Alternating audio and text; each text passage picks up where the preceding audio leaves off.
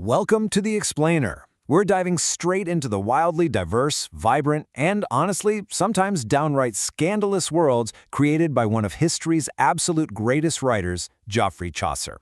We're going to look at the massive footprint he left on literature, and trust me, his bibliography is way more surprising than you might think. So let me ask you something. Who really put English literature on the map? I mean, when we think of the bedrock of English storytelling, it's so easy to just jump straight to Shakespeare, right? But long before the Bard was around, there was a guy in the 14th century who made a seriously radical choice. He chose the English vernacular, just the everyday language of common people, over the super prestigious languages like French and Latin, and he used it to create some of the most enduring stories in human history. Okay, let's dive into this. Here's our roadmap. We're hitting 1. The father of English, 2. Translating the romances, 3. Dream visions and birds, 4. Chaucer the scientist, 5. The Canterbury masterpiece, and finally, 6. An unfinished legacy. Section 1. The Father of English. Now, Chaucer isn't just some famous writer. He is widely considered the greatest English poet of the entire Middle Ages. And here's why. By choosing to write in Middle English, he fundamentally popularized the English vernacular in mainstream literature. This was a massive, game-changing shift. Before Chaucer, if you were writing serious literature in England, it was pretty much expected to be in French or Latin. Period. His impact was actually so profoundly recognized that he became the very first poet to be buried in what we now know as Poets' Corner in Westminster Abbey. He literally laid the groundwork for everyone who followed. Let's move to Section 2 and see how this builds. Translating the romances. Back in the 1360s, Chaucer kicked off his career by translating a wildly popular French poem called Le Roman, turning it into the Roman to the Rose in Middle English. Now, this work was already a massive hit among Parisians and the French-speaking nobles in England.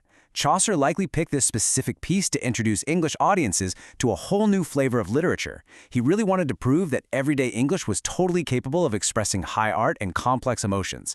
And, he didn't shy away from being edgy either. The original text had some highly controversial takes on women and sex, especially in the verses added by Jean de Meun.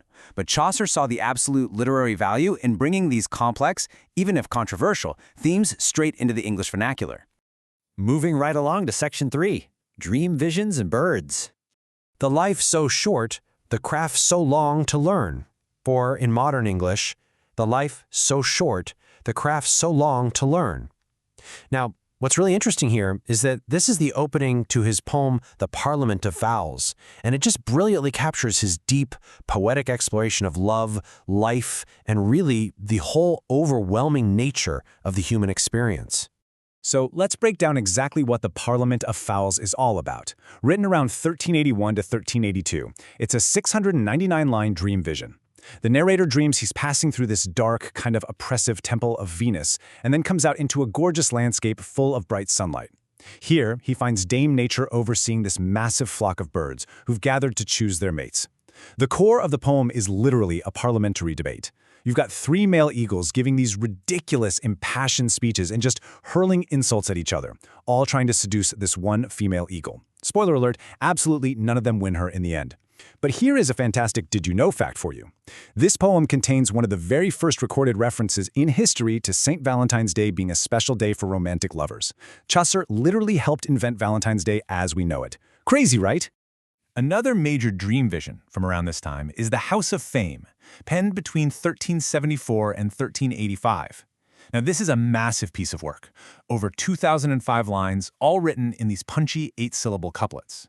In this particular dream, the narrator falls asleep and wakes up in this bizarre but beautiful glass temple. It's completely covered in images of famous historical figures and their deeds. Guided by a talking eagle, yes, a talking eagle, the narrator starts to deeply meditate on the whole concept of fame itself.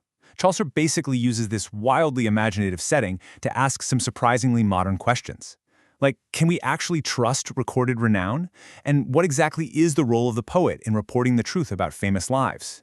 Section 4. Chaucer the Scientist.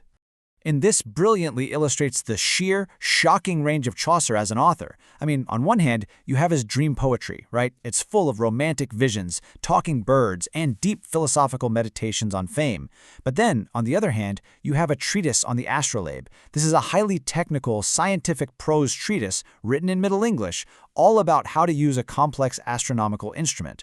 It really proves that Chaucer wasn't just some romantic daydreamer. He had this incredibly sharp, analytical mind and was fully capable of translating complex scientific concepts for an English-reading audience. Which brings us to Section 5, the Canterbury Masterpiece. 24. That's the magic number. That is the number of short stories that make up his massive, career-defining anthology. These tales are told by a totally fictional group of 30 pilgrims who are traveling all the way from London to Canterbury specifically to visit the shrine of St. Thomas Becket at Canterbury Cathedral. Now, to really grasp the impact of the Canterbury Tales, you have to look at its insane popularity back in the day.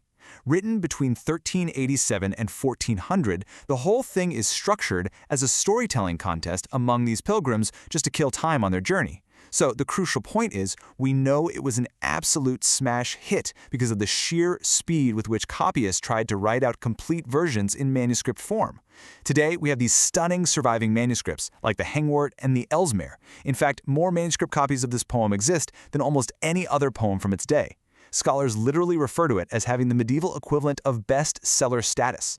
And a huge part of why it was such a blockbuster is the incredible diversity of the stories themselves. Just look at this lineup. You've got the noble romance of the Knight's Tale, the incredibly bawdy and hilarious Miller's Tale, the proto-feminist arguments of a woman way ahead of her time in the Wife of Bath's Tale, the strict religious instruction of the Parson's Tale, and of course, the talking farm animals in the Nun's Priest's Tale. Through these pilgrims, who literally represent every single layer of society, Chaucer managed to capture every facet of the medieval world, from the absolute highest nobility right down to the lowest scoundrels.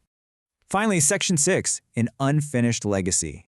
You know, despite its legendary status today, and despite all that frantic work by medieval copyists trying to share it with the world, Chaucer's grand vision for the Canterbury Tales was actually left incomplete. He never finished his enormous project.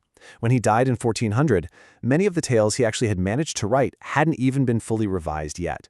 So what we're left with is a masterpiece that is, effectively, a brilliant, beautiful work in progress. Which brings me to a final, pretty provocative thought for you to take away today. How different would the English language look right now if Chaucer hadn't chosen to write his medieval bestsellers in the vernacular? He took a massive, massive risk by elevating everyday English to the realm of high art, talking birds, scientific treatises, and those immortal pilgrims. Our modern English storytelling fundamentally relies on the bold foundation built by Geoffrey Chaucer.